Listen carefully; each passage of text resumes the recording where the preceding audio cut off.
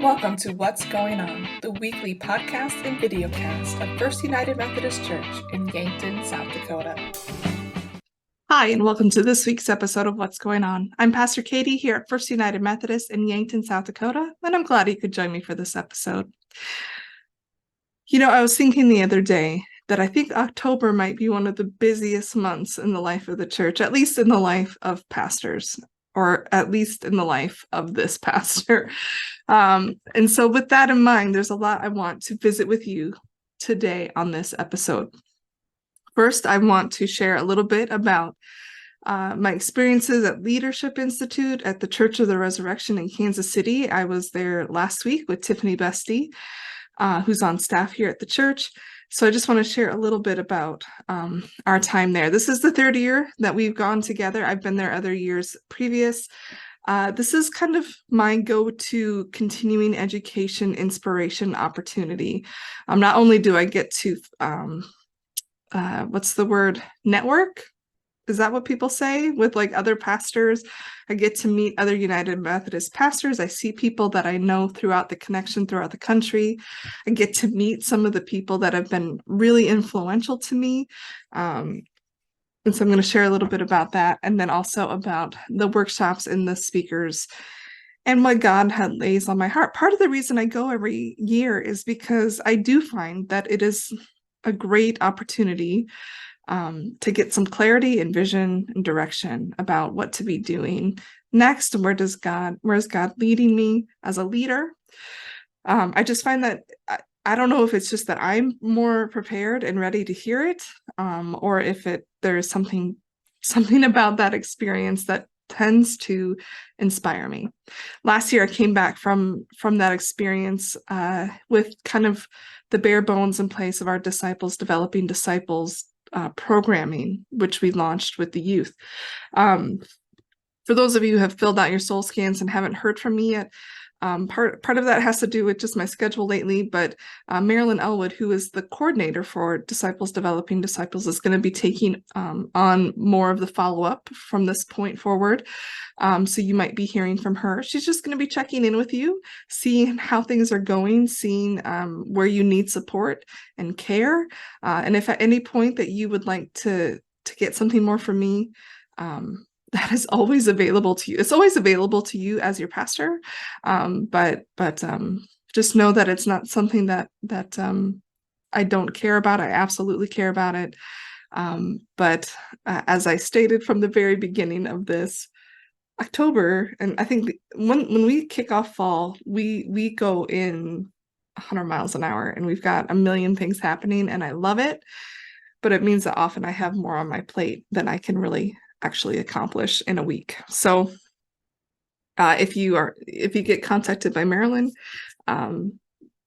she is part of the program. So I just want to put that out there for those of you who are wondering. So this year at Leadership Institute, I was excited to go for two primary reasons, other than just the expectation that God uses this experience for me. One was to meet hopefully meet Matt Majowski, who I saw at Leadership Institute in 2019, and who spoke on leaning into the future without fear, his book, Let Go, which I have multiple copies of on my shelf. This book was very influential to me. I have led this series in 2 different churches. We did it here last year over the summer. We culminated this series with the Bridge Walk, if you remember. And so I got an opportunity he literally was like walking behind me, and I just went, "Oh, you're Matt Majowski." And I said, your book has meant so much to me. I shared with him how it was the last series I led in my previous church, kind of my parting words for them, and how in this church it was a helpful paradigm to lead us and to understand our time kind of in a liminal space. And so that was a really powerful thing. to be able to say those words, and for him to hear it, and he was very grateful and gracious and kind. I have a picture with him. He took a picture with me on his phone, which I was just like, okay. So that was pretty cool. If you want to see me get starstruck, like, don't take me to Hollywood. I probably would, but this kind of stuff is what really does that for me, because these people mean so much to me, and the work that they do means so much to me. So that was really amazing. He was there presenting again this year. He's got some new books out. I did pick up one of his books for this time around, called 8 Virtues of Rapidly Growing Churches. I thought that this book, a lot of the themes in here actually dovetails really well with the series we're in right now on 5 practices of fruitful congregations, because often if you are fruitful, you're probably growing. And so I felt like this book and our current one, a lot of good information. So you might hear me pulling from some of these things in the sermons this month. The other person I was really excited to meet was Olu Brown. So Olu Brown spoke at our annual conference many years ago. I want to say like 2017, 2018, something like that. I don't really remember him that much. I don't think it's because of anything, that he wasn't fantastic. Having heard him speak again, I'm confident that he was. I just don't remember. And sometimes that happens at annual conference. But what came out of that experience was the conference, when Olu started doing coaching, the conference contracted with him in 2020 to work with some of their pastors who were moving into larger systems that year, especially with it being 2020 and moving. That alone was a big shift for a lot of people in churches, but then also recognizing that some of the pastors were moving into different types of church systems. And so the conference contracted with Olu Brown to be a clergy coach for those pastors for a year, and at the conference expense, to help support those pastors. And I was one of them. And so I began working with Olu Brown via Zoom. Olu is based out of Atlanta, Georgia. And then I just kept working with him because he was fantastic and super helpful. We've made a lot of big decisions and changes in the church in my time here. One of the biggest being changing up our governance structure. That would not have happened without the guidance and coaching from Olu, who has experience in those kinds of things and was able to help me think through strategically the best ways to accomplish the goals that we have. He helped me through dealing with COVID. He helped me through visioning for the future. All kinds of things. He really has had his fingerprints on in our church. And so when I found out he was going to be at Leadership Institute, that was kind of course I'm going to go. And so I messaged him, and he actually took time out, one of the breaks, to just visit with me. You have to understand that there are thousands of people that go to this and are watching online. And Olu was one of the big presenters. So they have a lot of workshops that happen. There's pre-institute workshops, and then they have the actual Leadership Institute, where they'll have like the main speakers and the main sessions, and then some breakout sessions as well during the institute. And there's only like 4 main speakers that they invite come to address everybody. Otherwise, you're just doing workshops. And Olu was they always give Adam Hamilton the final word, but Olu was the presenter during the Institute on Friday morning, and really got to bring a word to us is the best way I can describe that. He is so incredibly inspiring. And to think that I've gotten the benefit of working with him directly for a couple of years it's just humbling. Like there's just times in your life where you kind of like realize what gifts you've been given and the gift that the conference gave me in setting that coaching relationship up, because I feel like the conference did us a real service in helping me learn and to have all that I needed to succeed. And so getting to meet him in person was incredible, and just recognizing what a wonderful opportunity that I've had, and to be grateful for that. So I truly am. And if you want, I have pictures with both of them on my Facebook, and that alone was worth going. But as I said, every time I go, I get inspired, and I get a real kind of conviction about what are the next steps for the church and for me as a leader in the church. What is it that we need to be doing?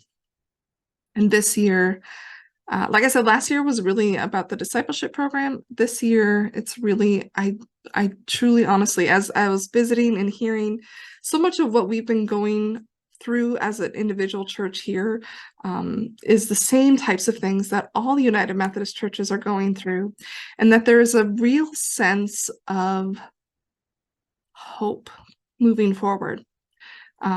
One of the things they offered at Leadership Institute Thursday night was, they called it the Methodist Family Chat. Every year that I've gone, and they've had Thursday night be specifically for United Methodists, to deal with kind of talking and processing through things that were happening in the denomination. And this one was no different.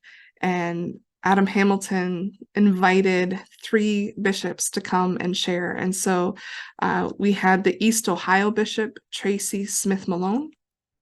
We had the Florida Bishop, Tom Berlin, who I also saw at Leadership Institute last year and bought his book, Courage, because I was so impressed with him. And then I saw that he got elected to be a bishop since that time, and he's in Florida now. And then a bishop from the Congo, whose name I cannot pronounce, to share their perspectives of where things are right now, and also looking forward to General Conference 2024, and also that there will be a special called General Conference in 2026. I was really impressed with the bishop's candor, with the hope that they saw and felt during annual conferences this year, even with the ratification of disaffiliations. That was really incredible, because that's also what I felt at our Dakota's annual conference, is that there was grief in ratifying the disaffiliations, but great hope moving forward that we were coming out of this season, and that we can really move forward for what God has planned. And so that was really good to hear. And actually, they do, I think you can go and watch it. If you're interested in seeing that, they did record it. And so I do believe, if I can send you a link if you're interested in watching that session with the bishops, because it is really good. And I think really hopeful. So,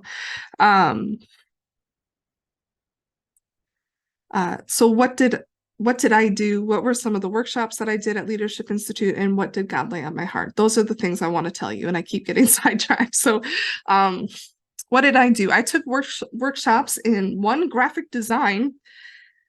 That was the first thing I did Wednesday morning, and I was like, I don't know anything about graphic design. I am not a graphic designer. I haven't taken an art class since I was in elementary, so I was out of my depth. But out of that was planted a seed around an idea about rebranding, and really thinking about who we are as a church now, and having something tangible that we can embrace, to help us with the grief of what has been, but also to look to the future with hope and clarity and vision, clear about who we are and who we want to be and where we're headed. And so that put that seed in my mind. Also knowing that I am not, again, a graphic designer. Also incredible tools. I'm really excited about some of the things that I learned in that workshop. Again, very beginner things for me, but just hearing the conversation. And that's what I love about it is, people from all over the country who come to this, and actually internationally. I sat next to a woman who is a district superintendent and now a dean of students at United Methodist University in the Philippines. I mean, global conference. So I did the workshop on that. And then I did a workshop on developing leaders and mentoring, and have some ideas there as well. That's a big need that we have, is people who, I think so often we are just hesitant to commit to something because we think, I don't know if I can do that. I'm going to let you in on a little secret. Most days I show up in the office and there's things that I was trained for, and then there's the things that are on my desk and the things that are on my plate. And oftentimes those are not always what I was trained for in seminary. But with God leading and guiding, we find a way, and we find that we're probably more equipped to do things than we realize. And so if we always wait until we feel like I can definitely do this, we're never going to do things that God is calling us to do. With that said, I do think that we as a church can be doing a little more to equip and train our leaders. And so know that is something that I was hearing and noticing, and I am willing to do that work to walk alongside and make sure that those who are committing to leadership roles feel supported and know what they're doing, and or at least have a clear expectation of what it is that they should be doing, and moving forward. And then I did a workshop on visioning for the future. And that one was when things kind of clicked for me, where I started to realize, when I had that rebranding scene in my head, what I really felt that what we needed to do was define our vision for the future. What kind of church are we going to be moving forward? What kind of goals are we moving toward in the next 5 to 10 years? What kind of community are we going to be? What are the things that we are passionate about and that we are going to make sure happens? One of the things so we are in the right season in the life cycle of the church to be doing this work, because we are at a point where things have shifted enough, where it's time to look at it once again. Who are we? What are we passionate about? What would make you passionate about this church? And so it goes deeper than just a new brand. It's really redefining, revisiting, and clarifying who we are and who we want to be, and what we want to do. And so out of that, and out of Leadership Institute this year, what I really felt called to, is to put together a team to work on visioning, mission, and branding for our church. And so I've been praying over that. And this week I'm going to be sending out some invitations to people, trying to be mindful to have voices from a variety of in our congregation. So I want young voices. I've invited some youth. I want some of our most elderly voices of people who are committed to this church and love this church to be represented. I want people who are parents. I want people who are in that we do have that are in, kind of in the 20s and 30s, and maybe for whatever reason this is their church, but aren't as committed as we would hope, or that they would even hope, to be able to hear from them and to move forward and to create a new cycle of life for this church. If any of this sounds interesting to you, or like work that you want to be a part of, and you go, I love this church, this is my church, and I want to have a voice and a say in what it's going to look like moving forward, then please let me know. because I would love for you to be a part of it. If you have a passion for it, and again, the big question I'm asking right now is, what kind of a church would you be passionate about?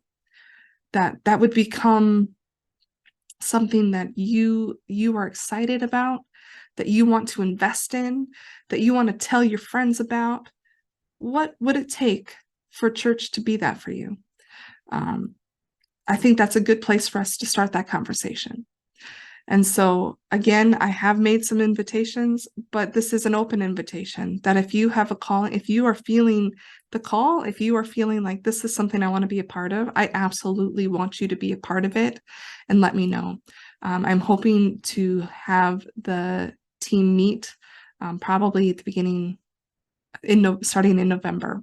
And so please let me know before then if that's something that you're interested in. I'm really excited about I think the deep conversations that can come out of this, and some, like I said, really to begin a new life cycle, a new chapter in the life of the church. So that's what came out of Leadership Institute for me.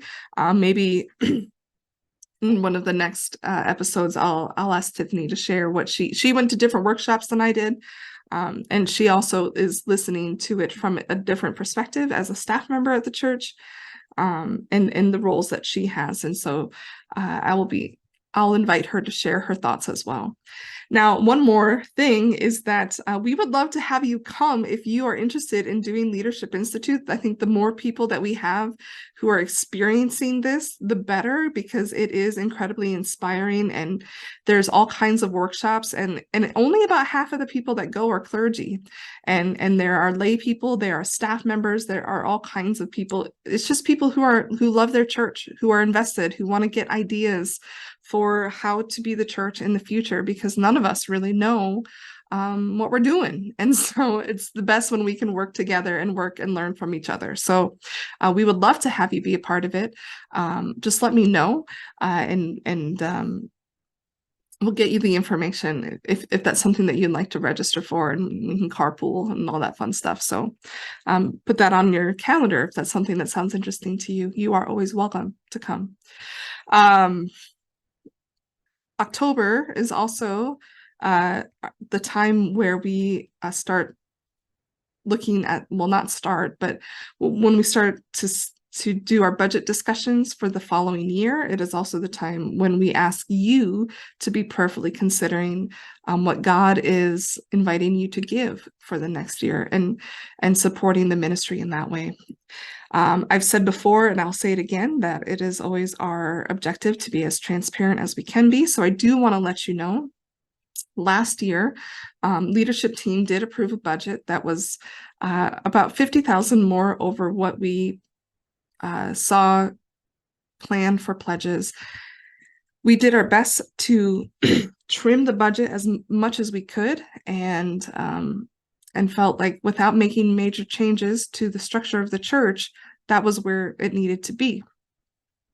As of our last leadership team meeting, which was Monday night, our church is operating actually slightly under the budget that we had anticipated, and we've been very mindful to be good stewards of the money that we have. With that said, we're still projecting to be about $50,000 short this year from the budget. And so the first thing I want you to consider is, can you give above and beyond what you pledged for this year? If you pledged. If you haven't pledged for this year, especially as we move into this Christmas time, there's going to be a lot of opportunity to give everywhere. Everyone kind of seems to come out of the woodwork to ask for donations. It's time of year where people tend to be very generous. So let me get ahead of the curve a little bit and say, would you consider investing in the life of our church and helping us to meet our budget for this year, and also to meet any future budgets? Because the reality is we cannot continue to operate above what comes in for too long. We do have reserves. We have been blessed with foresight in the past that when we've had some extra money, we've put it away for such a time as this, where again, what is coming in is not covering what we need to do ministry. Part of that is, as you know, we have had people leave the church over difference of beliefs and where the denomination is headed and where people believe our church is headed. And so that took out some of the giving and the support that we once had to help cover the budget. But that means that those of us who are here, if we love this church, if we are invested in its ministry, then we need to step up and to step into that and to help cover what has left. And so it's hard to talk about money, and it's hard to ask for your money, but I want you to see it not as me asking for it, but as an investment in the future of this church. Because the reality is we cannot cut anything else before we start cutting staff positions. And I am just absolutely against that. And so I want to do everything I can, because I believe every staff person we have is indispensable to our ministry right now. And I couldn't imagine not working with any of them, because the alternative is trying to find volunteers, and that's just not been viable lately. And so would you please prayerfully consider, if you are a member of the church, as one of your membership vows is to support the ministry of the church through your giving, would you please consider looking at your budget and seeing if you can increase your giving? I understand that the cost of living has gone up, and there's a million things that want our time and our money and our energy, but we're the only ones that are invested in your spiritual life. This church is invested in you and your eternal life. Nothing else is. We are invested in raising up your children to know the love of God and to have something of value and worth that nobody can take away from them. That they have a place to belong, that you have a place to belong as you are. This is a church that will love you, that does love you because God loves you. This is a place where we offer people hope, meet people in their needs, and share the love of Christ and the hope of eternal life. No other place in your life is doing this work but us.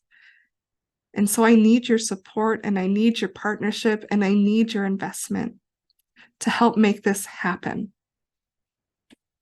And so this month, you're going to be getting a letter if you are on our mailing list, if you are a member, obviously, that's going to have the estimate of giving cards. This is what it looks like. On one side, it's a picture of our church.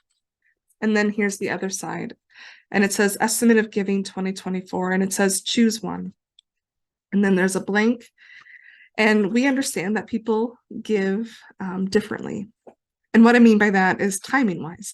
One of the things I really encourage you, if you have not done so yet, is to make giving a regular practice and a budgeted practice in your life, whether that is every week that you are giving. So I will say that for my husband and I in our household, we do weekly giving, but we have it taken out. We use Vanco, which is if you're in service and you were to use the QR codes, that's going to take you to our Vanco site. That's what we use. If it were up to me to have to remember every week to bring a check, I don't really write that many checks anymore. And on Sunday mornings, I've got a million things on my mind, and Jason's got 3 kids to wrangle. It would not happen. Instead, we've set up recurring giving. We do it weekly.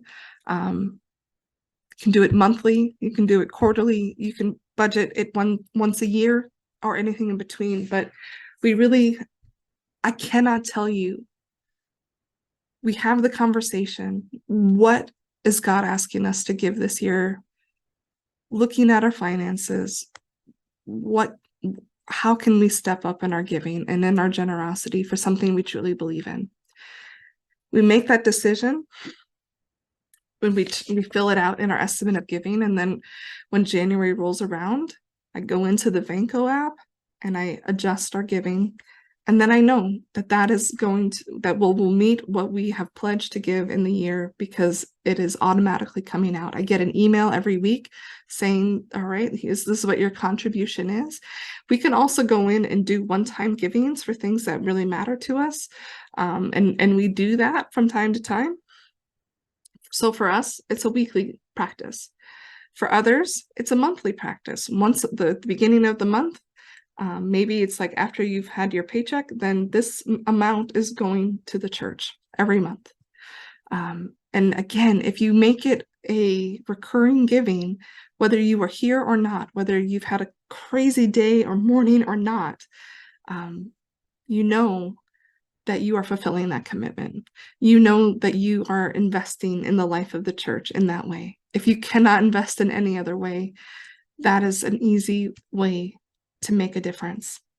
Again, quarterly is an option and yearly is an option. We do have a number of people who do yearly giving, and you'll notice in our giving reports that often January is the largest giving month, because there are many people that right at the beginning of the year, they give what they had planned to give for the whole year, and then they've got it done, right? Like I did it. And there's no turning back on that decision. There's no taking it back. There's no something changed. You know, I've given to God what I intended to give to God, what God has asked of me. And that's great. But please consider, if you haven't yet, doing that. If you are a regular giver, please consider what it would look like to increase your giving 1%, 2%. And what I mean by that is in the Old Testament, we talk about that God asks of the Israelites to give back 10% of all that they have. And so we call that a tithe. And the hope and the expectation and what we work toward and our goal in giving is to be able to give 1/10 of what we take in our salaries and our, whatever we do, and honor God with it. Trusting that God will make it possible for us to live on 90%, right? Granted, we don't get all 90% because we have other commitments that also want our money, like the government. But giving God what is God's, as a thank you, as a honoring to God, as an act of trust, as an act of dependence, as an act of gratitude. And so I don't know necessarily where you are in your work toward your tithe, but this would be a great opportunity to incrementally increase your giving to work toward that tithe. So just because I'm a pastor and numbers off the top of my head aren't necessarily my greatest thing. So let's say you make $50,000 in a year. That's your income. I don't know if that is, but that's a number I think I can work with in my head. So let's say you make $50,000 in a year. So a tithe would be 10% of that. That would be $5,000. So you would say, my salary is $50,000. I am going to pledge $5,000, maybe one time yearly. Maybe I don't think that's probably possible, but let's say over the course of the year, it is my intent to give $5,000. Well, there's 52 weeks in a year. What if you could divide 5,000 by 52? Let's say we're going to divide 5,000 by 50. That's, you get 2 weeks off that you're not giving something. That's $100, right? A week. Is that something that you could do? Looking to be $400 a month. Is that something you can do in your budget to make that happen? To invest in the church, which is investing in you in a way that no other organization, no other nonprofit does. Does any other nonprofit care about you in the way that the church does? So please consider that. Put your just basic contact information so we know who it is. And so, and then you are going to be asked to turn these in the final Sunday of October 29th. We're going to be talking about extravagant generosity And it is going to be our activity for the day to demonstrate our generosity in light of God's love by turning these in. And so those things are great. I thank you for listening and for prayerfully considering that. And then if you're wondering, why is my church so awesome that I should give more? Did you know that we do Amazing Soup Kitchen that's happening October 24th? Did you know that we do an amazing trunk or treat that's happening October 25th, where over 400 people come through? That's our church. That's what we do. Did you know that we have incredible youth and confirmation students in this church? Do you know that we run an amazing 605 program? Did you know that we do care casseroles? And since May, we've given over 200 casseroles to people in our community who are in need in some way, shape, or form. That's things that we do here. Did you know that we help provide laundry for people who are just trying to make ends meet? We do that.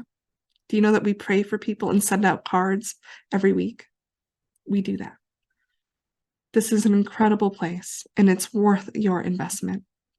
And so I pray that you would consider investing in the future, either by being part of that visioning team and what is yet to come, or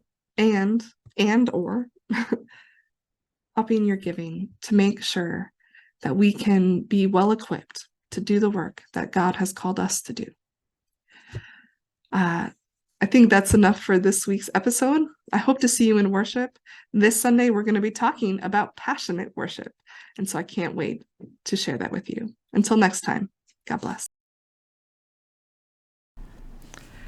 Thank you for listening to this episode of What's Going On. We'd love to have you join us for worship here at the church on Sundays at 10 a.m. You can also find us online via our website at firstumcyankton.org or search for us on YouTube.